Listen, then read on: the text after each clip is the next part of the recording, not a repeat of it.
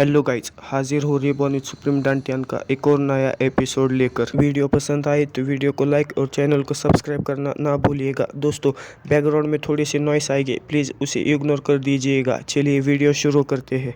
जैसे कि पिछले एपिसोड में हमने देखा था, क्विंशु और सीनियर आपस में बातचीत कर रहे होते हैं और सीनियर कोई भी ट्रेजर क्विंशु को नहीं दे रहे होते हैं। फिर क्विंशु उनसे कहता है कि ये एम्परर का रास्ता मैंने नहीं किसी और ने खोला है। ये बात सुनकर सीनियर काफ़ी गुस्सा हो जाते हैं और क्विंशु को वहाँ से बाहर निकल जाने के लिए कह देते हैं। एपिसोड की शुरुआत में क्विंशु उन बाकी बचे हुए ट्रेजर के ऊपर इशारा करते हुए कहता है कि सीनियर, क्या इनमें से मैं कोई चीज़ अभी भी ले सकता हूँ?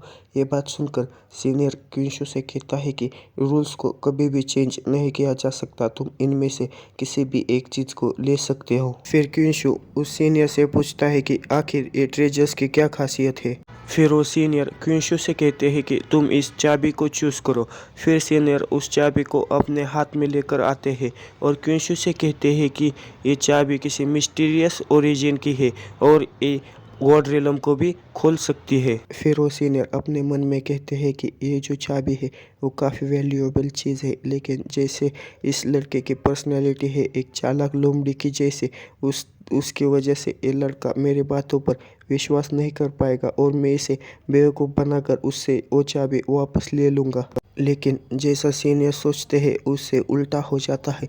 क्विंशु उनके हाथ से उस चाबी को छीनते हुए उससे कहता है कि ठीक है, मैं आपकी बात सुनता हूँ। ये सब देखकर सीनियर के तो तोते उड़ चुके होते हैं और सीनियर एक बाजू में जाकर एक दुखी आत्मा की तरह बैठ जाते हैं, जिसे देखकर क्विंशु उनसे कहता है कि सीनियर, आखिर क्या हुआ? लगता है कि आपकी तबीयत ठीक नहीं है।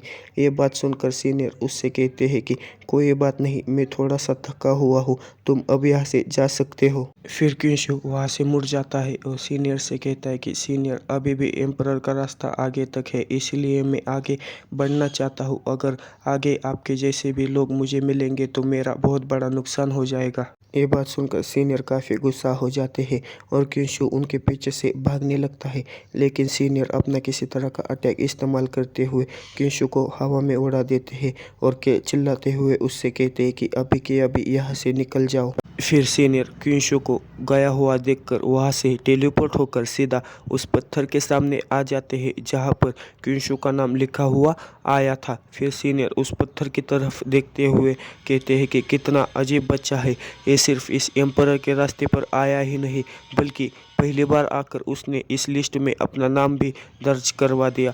जो 9 एम्परर के रास्ते हैं और जो लोग 3 रास्तों पर गए हुए होते हैं उन्हीं का नाम सिर्फ इस लिस्ट में आता है, लेकिन ये जो लड़का है इसकी किस्मत काफ़ी अच्छी है। फिर सीनियर वहाँ पर मुस्कुराने लगते हैं और कहते हैं कि आखिर इसका परिणाम क्या होगा, और वो वहाँ से गायब होने लगते हैं और गायब होते होते वो मुस्कुराते हुए कहते हैं कि ये आगे देखने लायक है। फिर हमें याओची सेक्ट का सीन दिखाया जाता है जहाँ पर सारे लोग एम्परर के रास्ते के सामने खड़े हुए होते हैं। फिर उनमें से एक आदमी कहता है कि हम कब से यहाँ पर इंतज़ार कर रहे हैं, क्या हमें उसका और भी इंतज़ार करना चाहिए? फिर दूसरा आदमी कहता है कि तुमने सही कहा कि 18 सन ऑफ गॉड वहाँ पर अंदर जाकर गिर चुके होंगे। फिर तीसरा आदमी कहता है कि लोगों को अपना खुद का रास्ता चुनना चाहिए, दूसरों का रास्ता चुनना काफ़ी आसान हो सकता है लेकिन वो अपनी ज़िंदगी गंवा सकते हैं। ये बात सुनकर होली सन होली मदर से कहता है कि आप और इंतज़ार मत कीजिए, आप जो पीछे से उसे इन लोगों में बांट दे दीजिए। और अब का जो समय है वो काफ़ी इम्पोर्टेंट समय है, अभी हम नहाने की सेरेमनी को चालू कर देते हैं होली मेडन के लिए। ये बात सुनकर सिस्टर क्विंगर काफ़ी चौंक जाती है।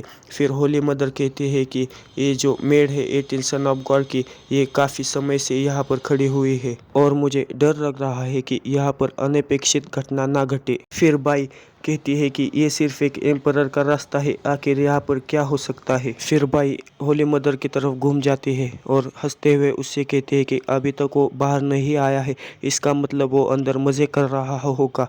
ये बात सुनकर तो होली मदर भी काफ़ी हैरान हो जाती है और वो कुछ कह भी नहीं पाती।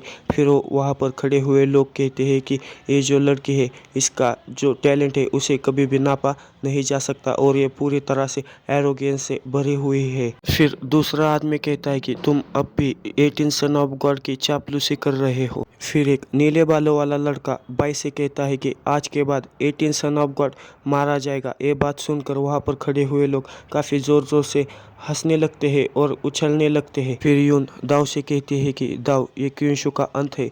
अगर तुम भी एक अच्छी ज़िंदगी नहीं जियोगे तो तुम्हारा भी अंत इसी की तरह होगा, एक डेड एंड। फिर दाव यून से कहता है कि मुझे अभी भी ऐसा क्यों महसूस हो रहा है कि कजिन अभी तक ठीक है। फिर यून मुस्कुराने लगती है और कहती है कि क्युनशु की मोर्टल बॉडी और मोर्टल लाइफ। फिर वो आगे कहती है कि क्युनशु की एक मोर्टल बॉडी होने के बावजूद वो कैसे अभी तक ठीक हो सकता है। बस दोस्तों, इस वीडियो में इतना ही। मिलते हैं अगले किसी वीडियो में। Okay bye.